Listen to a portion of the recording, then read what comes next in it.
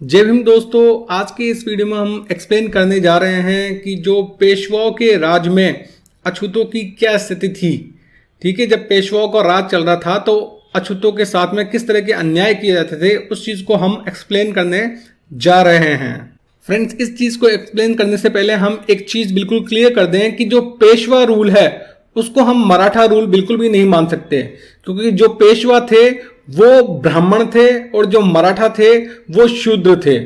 ठीक है, जो मराठा थे वो शूद्र थे और पेशवा ब्राह्मण थे। और क्योंकि चलो मराठा लोग उस वक्त आर्मी के अंदर होंगे या मंत्री होंगे, लेकिन जो रूलर थे उस वक्त जिनकी चलती थी पेशवा रूल के दौरान वो पेशवा थे, वो ब्राह्मण थे, है ना। तो हम ये जो स्थिति अछूतों की डिस्कस करने जा रहे हैं वो पेशवाओं के काल के अंदर, और पेशवा कौन थे? ब्राह्मण थे। यानी जब ब्राह्मण राजा थे उस वक्त अछूतों की क्या स्थिति थी महाराष्ट्र के अंदर, उस चीज को हम एक्सप्लेन करने जा रहे हैं।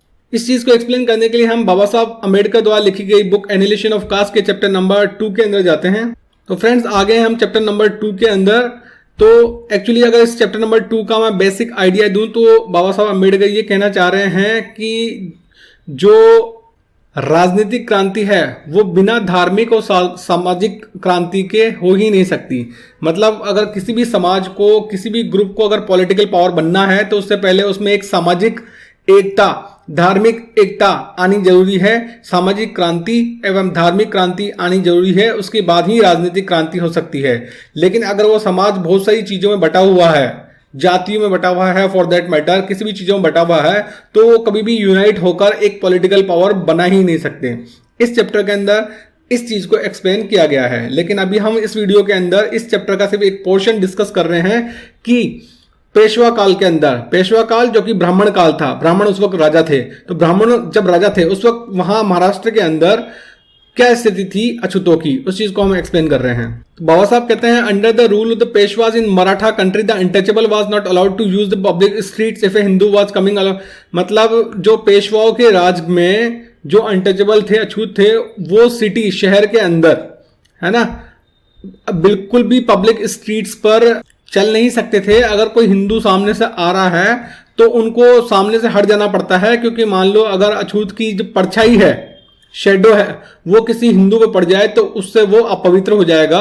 इसलिए अनटचेबल को, अछूत को रास्ता छोड़ देना चाहिए जब हिंदू सामने आ रहा हो।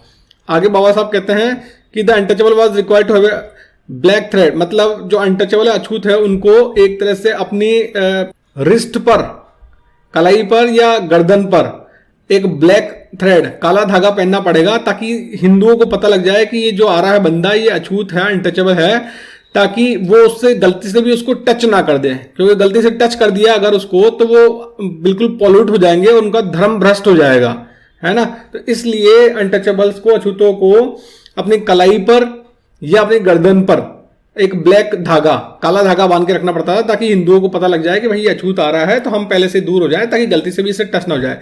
तो आप देखिए किस तरह का जबरदस्त कास्टिज्म था। ये कुछ जो नाजी जर्मनी थी उसमें यहूदियों के साथ किया गया था कि उनको पर्टिकुलर कुछ एक थ्रेड या पर्टिकुलर एक कपड़ा बांध के रखना पड़ता था अपने हाथ पर या कंधे पर, ताकि जो जर्मन से उनको पता लग जाए कि यहूदी है, ताकि उनको एक यहूदियों के साथ में वहां पर जो सेकंड वर्ल्ड वॉर के दौरान कितना मतलब उनके साथ में अत्याचार किया गया, कितना उनके साथ में भेदभाव किया गया, उनका नरसंहार किया गया, है ना। तो कुछ उसी तरह से मिलता जुलता है कि यहाँ भी इंडिया के अंदर अछूतों के साथ में मतलब उनको कहा गया कि भाई अपनी कलाई पर और गर्दन पर ये काला धागा बांध के रखो, ताकि हम हिंदू जो तो हम तुमसे दूर रहें और इससे हम अपवित्र होने से बच सके, ताकि हम तुमको टच ना कर सकें। और आगे बाबा साहब कहते हैं, पूना जो कि पेशवाओं की राजधानी थी, पेशवाओं की कैपिटल थी, वहां पर अगर पूना शहर के अंदर कोई अनटचेबल आता है तो उसे मतलब एक झाड़ू अपनी कमर पे बांध के चलनी पड़ती है, ताकि जब वो चले तो उसकी जो कदम है, कदमों के जो निशान है जो कि जमीन पर पड़े हैं, उस झाड़ू से वो कदम के निशान वो क्लियर हो जाए। ठीक है, ताकि गलती से भी कोई हिंदू उसके चले हुए कदमों पे ना चले, क्योंकि अगर वो उसके चले हुए कदमों पर कोई हिंदू चलेगा तो वो अपवित्र हो जाएगा।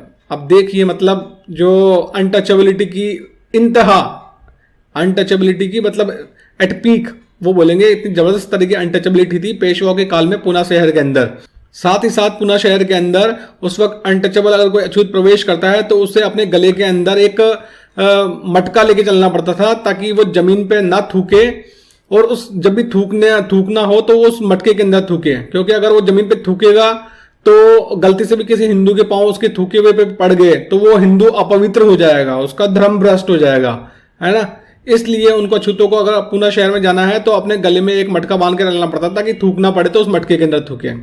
लव अनटचेबिलिटी की इंतहा। तो ये कुछ एग्जाम्पल्स बाबा साहब ने दिए हैं कि किस तरह से पेशवाओं के काल में, पेशवा जो कि ब्राह्मण थे, उनके राज में महाराष्ट्र के अंदर और इवन जो उनकी राजधानी थी पूना सिटी, उसके अंदर अछूतों के साथ में किस तरह का बर्ताव होता था, किस तरह की अनटचेबिलिटी, किस तरह का छुआछूत था, जबरदस्त किस्म का छुआछूत था ब्राह्मणों के, पेशवाओं के काल के अंदर। इसके कुछ एग्जांपल्स भी बाबा साहब ने दिए हैं। और इसके अलावा ये तो जो वो चीजें हैं जो साफ दिख रही है, जो चीजें नहीं दिखती होंगी, है ना, जिनका पता, जिस तरह की अनटचेबिलिटी की चीज फॉर्म्स ऐसी होती है जो पता ही नहीं चलता, है ना। ये तो अनटचेबिलिटी फिर भी साफ दिख रही है, क्या अनटचेबिलिटी की फॉर्म जो पता ही नहीं, उस तरह की अनटचेबिलिटी तो पता नहीं कितने और भी एग्जांपल्स होंगे इसके, ठीक है। तो ये चीज बाबा साहब ने इसमें बताई है। तो इससे हमें एक आइडिया लगता है कि क्या जबरदस्त तरह की अनटचेबिलिटी थी उस वक्त इंडिया के अंदर, है ना। महाराष्ट्र का एग्जांपल दिया है, लेकिन जो अनटचेबिलिटी थी वो पूरी इंडिया के अंदर थी, ठीक है। क्या जबरदस्त तरह की अनटचेबिलिटी थी उस वक्त। फ्रेंड्स, आई होप कि ये वीडियो आपको ज्ञानवर्धक लगा होगा, तो प्लीज इसको लाइक, कमेंट और ज्यादा ज्यादा शेयर करें ताकि बाबा साहब अम्बेडकर के विचार ज्यादा से ज्यादा लोगों तक पहुंच सके, बहुजन समाज जागरूक हो सके।